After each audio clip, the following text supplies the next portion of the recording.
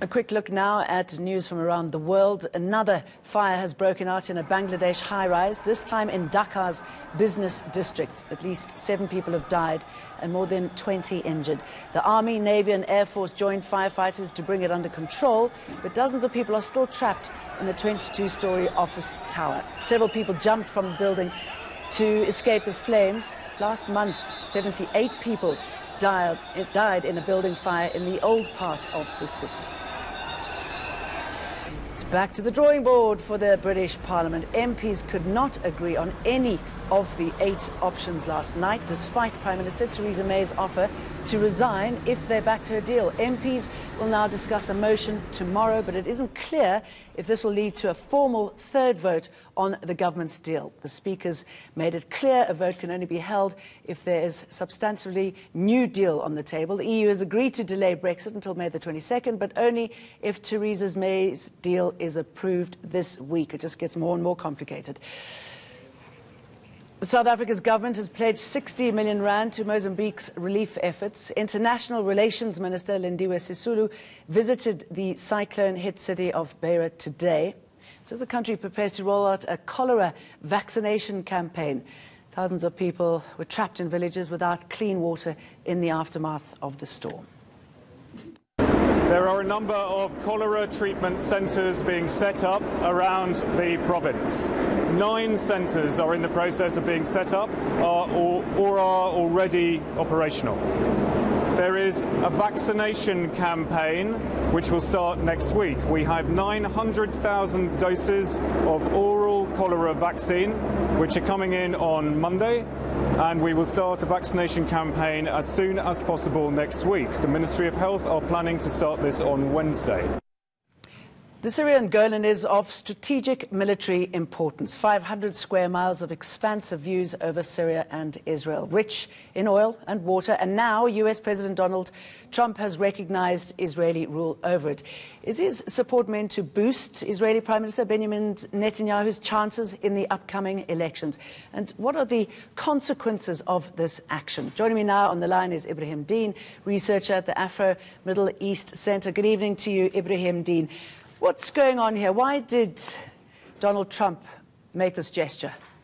I think there's 2 issues we're looking at. One is the Donald Trump administration is, one of the most pro-Israeli administrations that's ever come along in in U.S. history.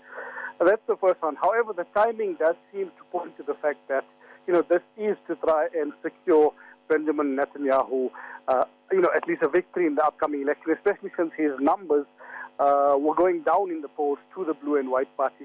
And this year, combined with the fact that, Netanyahu yesterday has, instituted or at least intensified Israeli actions on Gaza, is all up, all basically for the April election that's going to happen soon. Okay, and I mean, the UN has condemned this, and let's listen to what the US diplomat Rodney Hunter told the UN Council, that the US decision on the Golan Heights doesn't affect their reputation there. I mean, the US has basically, done this for East Jerusalem, in contravention of the UN, in contravention of international law.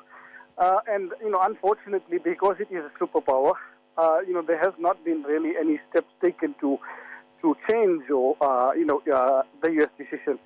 So yes, the Golan specifically is the Joe part of Syria, de facto Israeli control. And until and unless there's, more action, more sanctions on Israel for continually occupying this territory, there is not really going to be a change on the ground. Okay, let's listen to that soundbite that I want you to hear about the address made to the UN.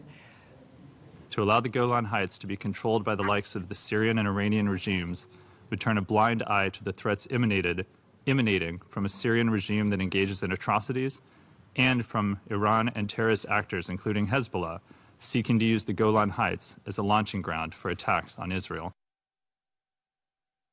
What is your response to that, Ibrahim Deen? Some genuine concerns on Israel's... Syria has never used the Golan to actually attack Israel. It's actually one of the most secure borders. And Iranian troops have already been deployed in such a way that they, about 30 or 40 miles away from the border. So, there has been these actions that has been agreed with Russia to try and actually contain Iranian and Syrian influence, or at least threats emanating from the Golan itself. It's also significant that Israel does fund military troops or rebel groupings on the Syrian side of the Golan border.